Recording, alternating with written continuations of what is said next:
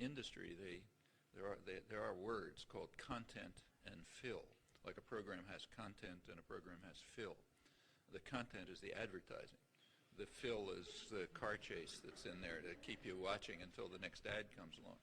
And all the effort, of course, goes into the advertising. And the fill has two, first of all, it's to keep your interest enough so you watch the advertising, but the advertising is there for a purpose. I mean, it's to turn people into creatures whose only concern in life is to max out their 5 credit cards and not to pay attention to what's going on in the world and let the rich, powerful guys do what they want without interference. So I'm on mainstream television all the time, in Ireland, England, Italy, New Zealand. I mean, there's television. In fact, the public television studios in Boston, all the staff knows me very well. I'm there all the time for satellite broadcasts to even used to be Canada too, that's now declined. And occasionally in the United States. I mean, commercial television is much less constrained than public television. Public television is more liberal, and it's therefore much more ideological and imposes much narrower constraints. They don't allow deviance. That's pretty constant. They don't want, it's not in their interest to have people talk about things like this. Sometimes they're pressured and they'll allow a couple of minutes here and there. And it's kind of interesting the way it works. So the television's mostly out except for commercial cable television. But radio is a little freer.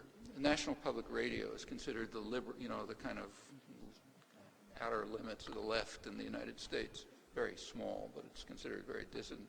And they're the ones with the sharpest restrictions by far. I mean, they won't allow a millimeter of deviation from the party line. But sometimes they are under pressure to do it. And it's interesting the way it works. So, for example, during the first Gulf War, I'm pretty well known around Boston, and that happens to be the center, the ideological center for National Public Radio. It's their flagship station and all that sort of thing. And there's a lot of pressure there to let me be on now and then. So during the first Gulf War, they did approach me, and they told me I would be allowed to have 2.5 minutes. However, they insisted that I write out what I was going to say, send it to the central office so they could ensure that it's, okay. And once they approved it, I had to read it. And they pre-recorded it to make sure that I wouldn't add a phrase that wasn't, that went off the limit. The first time, I thought it was kind of ridiculous, but so did the staff. The staff's mostly laughing, the engineers and so on. But I did read it, and the first reading took 2 minutes and 36 seconds. So they told me, no, I got to reread it. So I read it a little faster, got it into 2 minutes and 30 seconds, and then they actually did run it. And there are other things like that. I'll just mention one other case. Same National Public Radio again, the kind of left medium. They have a book review thing. And again, they're under a lot of pressure often to have something about books of mine. Around 10 years ago, there was a book of mine that was based on lectures over CBC.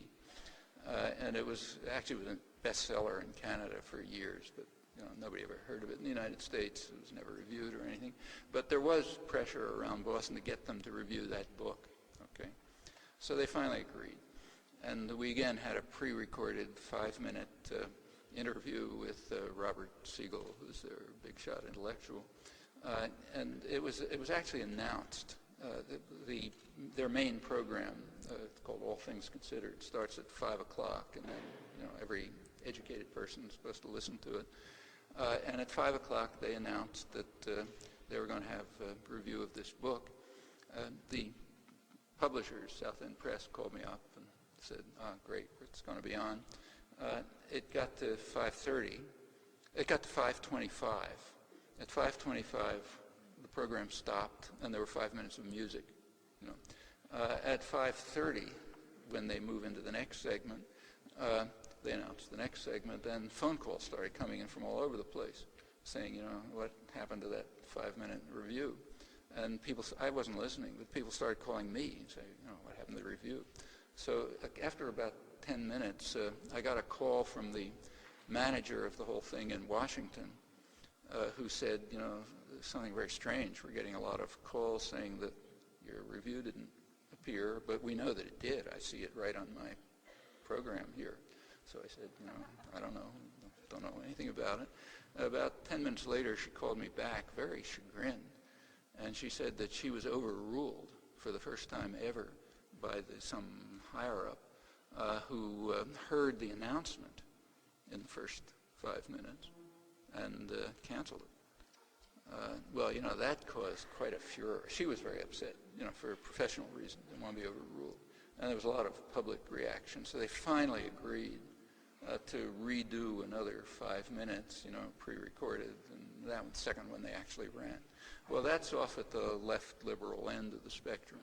When you move to the more conservative commercial media, they're less constrained.